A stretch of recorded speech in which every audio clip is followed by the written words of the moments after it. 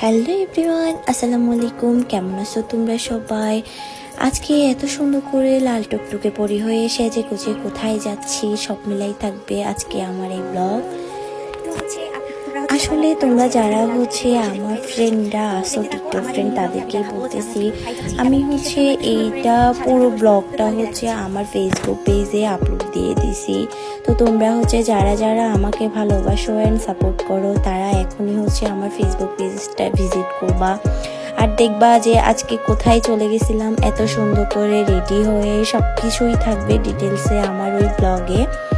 তো দেখো, এখানে আমি কিছু কিছু শর্ট ভিডিও নিছি তোমাদের জন্য, যাতে তোমরা বুঝতে পারো যে কোথায় গেছিলাম সেটার জন্য।